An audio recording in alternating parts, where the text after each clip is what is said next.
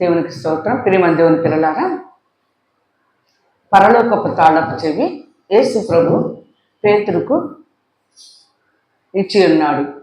పరలోకపు తాళపు చెవి అంటే పరలోక రాజ్యంనకు వారసులవటానికి వాక్యం అనే తాళపు చెవి యేసు ప్రభు పేతురుకి ఇచ్చాడు. ఎందుకు ఇచ్చాడు?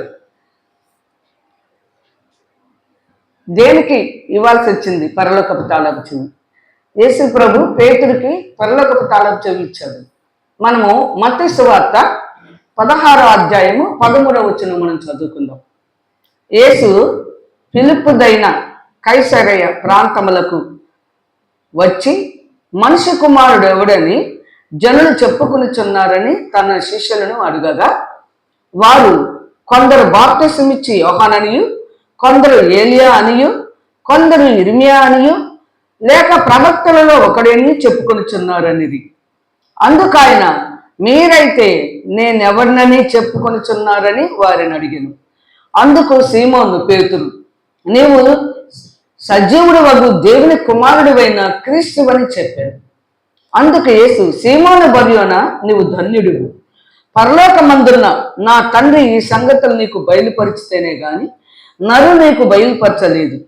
మరియు నీవు పేతురువు, ఈ బండ మీద నా సంఘమును కట్టుదును, పాతాళ లోక ద్వారములు దాని ఎదుట నిలవనేరవని నేను నీతో చెప్పుచున్నాను. పరలోకము యొక్క తాళపు చెవి నీకిచ్చదను. నీవు భూలోకమందు దేనిని బంధించదువో అది పరలోకమందును బంధింపబడును, పరలోకమందు దేనిని విప్పుదువో అది పరలోకమందును విప్పబడునని అతనితో చెప్పాను. కనుక ప్రియమైన దేవుని పిల్లారా, ఇక్కడ పేతురులో ఏం చూశాడు యేసు ప్రభు? పేతురుని ఏమడిగాడు? శిష్యుల్ని ఏమడిగాడు యేసు ప్రభు? వారు ఫిలిప్పుదైన కైసరయ ప్రాంతమునకు వచ్చారు దేవుని యొక్క సేవ జరిగించటానికి. శిష్యులు పొలంలో పని చేయటానికి వచ్చారు. వెళ్ళిన తర్వాత ఆ యొక్క సేవలో అనేకులు యేసు ప్రభుని గురించి ఏం చెప్పుకుంటున్నారు? ఏలియా అంటున్నారు కొందరు, ఇర్మియా అంటున్నారు కొందరు, బాప్తిసమిచ్చి యోహాన్ అంటున్నారు, లేకపోతే ప్రవక్త. ఈ విధంగా చెప్పుకుంటున్నారంట యేసు ప్రభుని గురించి. యేసు ప్రభు దగ్గరికి శిష్యులు వచ్చినప్పుడు, ప్రభువా నిన్ను గురించి ఈ విధంగా చెప్పుకుంటున్నారు అని నేను చెప్పినప్పుడు, వారు అలాగే చెప్పుకుంటున్నారుగా. వారు ఏలియా అంటున్నారు, ఇర్మియా అంటున్నారు, యోహాన్ బాప్తిసమిచ్చి యోహాన్ అంటున్నారు, లేకపోతే ప్రవక్త అంటున్నారు. అయితే మీరేమనుకుంటున్నారు? వారు అలాగనుకుంటున్నారు, మీరేమనుకుంటున్నారు అన్నప్పుడు యేసు ప్రభు పేతుర్ని ఆ శిష్యులను అడుగుతున్నప్పుడు ఇక్కడ వాళ్ళు ఏం జవాబు చెప్పారు చూడండి. అందుకు ప్రియమైన దేవుని బిడ్డలారా, అందుకైన మీరైతే నేను ఎవరినని చెప్పుకుంటున్నారని వారిని అడిగాను. అందుకు సీమోను పేతురు, నీవు సజీవుడి వగు దేవుని కుమారుడు క్రీస్తు అని చెప్పాను. దేవుని కుమారుడని అని చెప్పారు. యేసు ప్రభు ఎవరు? దేవుని కుమారుడు. దేవుడా? దేవుని కుమారుడు, యెహోవా కుమారుడు. కనుక సజీవుడైన దేవుని కుమారుడైన క్రీస్తువి, దేవుని చేత నువ్వు అభిషేకించబడిన వాడివి, దేవుని కుమారుడివి, నువ్వు దేవుని చేత అభిషేకించబడిన వాడివని ఎప్పుడైతే చక్కగా పేతురు జవాబిచ్చాడో యేసు ప్రభుకి, అప్పుడు యేసు ప్రభు, అందుకు యేసు, సీమోను బర్యోన నీవు ధన్యుడువు, పరలోకమందున్న నా తండ్రి నీకు బయలుపరిస్తేనే నీకు తెలియబడింది. చూసారా?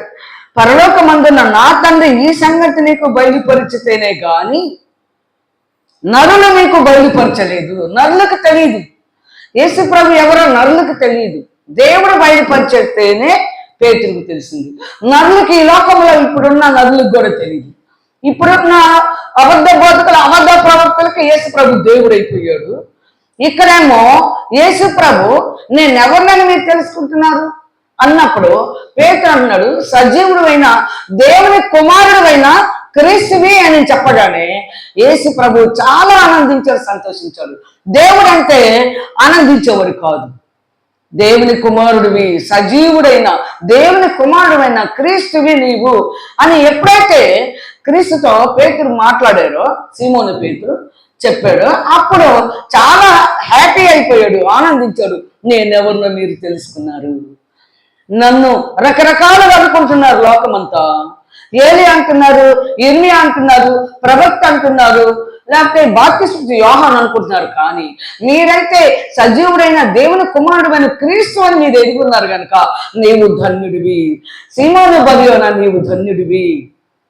ప్రియమైన దేవుని బిడ్డలారా, చూడండి ఎట్లా చక్క. మరియు నీవు పేతురువు, ఈ బండ మీద నా సంగమును కట్టుదును, పాతాళంలో ఒక ద్వారములు దాని ఎదుట నిలవ నేరవని నేను నీతో చెప్పుచున్నాను. పరలోక రాజ్యం యొక్క తాళపు చెవులు నీకు ఇచ్చేదను. పరలోక రాజ్యములకు వారసులు అవ్వాలంటే నీవు నన్ను గురించి దేవుని కుమారుడైన క్రీస్తు అని తెలుసుకున్నావు కదా. నీవు తెలుసుకున్నట్లే నువ్వు అలాగే బోధించు అనేక మందికి, నేను దేవుని కుమారుడిని, దేవుని చేత నేను అభిషేకించబడిన వాడినని, నేను దేవుని కుమారుడిని చక్కగా నీకు దేవుడే బయలుపరిచాడు. అందుకే ఆ తాళపు చెవి నేను నీకు ఇస్తున్నాను. పరలోక తాళపు చెవి, పరలోక రాజ్యములకు వారసులు కావాలంటే తండ్రిని కుమారుని ఎరిగిన వారే నిత్య జీవములకు వారసుడు. ఇప్పుడు పేతురు సజీవుడైన దేవుని కుమారుడు, దేవుని ఘనపరచాడు, దేవుని బయలుపరచాడు, దేవుని కుమారుడు అయిన క్రీస్తు అన్నాడు కనుక ఆ మాటలకి యేసు ప్రభు చాలా హ్యాపీ అయిపోయాడు, ఆనందించి సంతోషించి, సీమోను బర్యోనా, నీవు ధన్యుడివి, పరలోకపు తాళపు చెవి నేను నీకు ఇస్తున్నాను, ఈ బండ మీద నా సంఘముని కట్టుదును. దేని మీద కట్టాలి సంఘాన్ని? దేవుని కుమారుడు అన్నాడు యేసుని. దేవుడు కాదు, దేవుడు కాదు, దేవుని కుమారుడు. ఆయనకు అది ఇష్టం యేసు ప్రభుకి. నా దేవుని కుమారుడు అంటే యేసు ప్రభు ఇష్టపడతాడు. దేవుడు అంటే ఇష్టపడ్డు. ప్రేమ దేవుని పిల్లలారా, సజీవుడైన దేవుని కుమారుడివి నీవు, క్రీస్తువి, అభిషేకించబడిన వాడివి. అభిషేకించి మరి యేసు ప్రభుని దేవుడు ఈ లోకానికి పంపించాడు. ఇతని మీద నా ఆత్మను ఉంచదను, ఇతను నేను అభిషేకించాను, ఇతనికి రాజ్య సువార్త ప్రకటించడానికి నేను ఇతన్ని లోకంలోకి పంపిస్తున్నాను అన్నాడు. కనుక నేను మనందరం కూడా యేసు ప్రభు దేవుని కుమారుడని తెలుసుకోవాలి. ఈ బండ మీద సంఘాన్ని కట్టాలి. దేవుని కుమారుడని నువ్వు ఒప్పుకొని దేవుని చేత అభిషేకించబడిన వాడిని కూడా మనం తెలుసుకోవాలి. దేవుని ఆత్మ యేసు ప్రభు మీదకి దేవుడు పంపించాడని మనం తెలుసుకోవాలి. కనుక తండ్రిని కుమారుని ఎరిగిన వారి నిత్య జీవమునకు వారసులు. కనుక పరలోకపు తాళపు చెవి యేసు ప్రభు దేవుని కుమారుడిని ఎవరైతే బోధిస్తారో ఆ పరలోక రాజ్యం ఓపెన్ అవుతుంది, లేకపోతే పరలోక రాజ్యము మూత పెడతారు. వారు వెళ్ళే వాళ్ళు వాడు వెళ్ళనీరు, పరలోక రాజ్యానికి మూత పెడతారు అని చెప్పారు. దేవుని కుమారుడిని ఒప్పుకుంటేనే పరలోక రాజ్యం ఓపెన్ అవుతుంది. కనుక నేను మనందరం కూడా దేవుని చిత్తాన్ని మనం నెరవేర్చాలి. కనుక తండ్రిని కుమారుని ఎరిగుండి నిత్య జీవనకు వారసులగినట్లుగా దేవుని కుమారుడు చూపించిన మార్గములలో సత్యములో నడుచుకొని జీవములోకి మనం ప్రవేశించినట్లుగా సిద్ధపడి అనేక మందిని సిద్ధపరచుకుందాం. దేవుడి తన వాక్యము దీవించును గాక. ఆమేన్, ఆమేన్.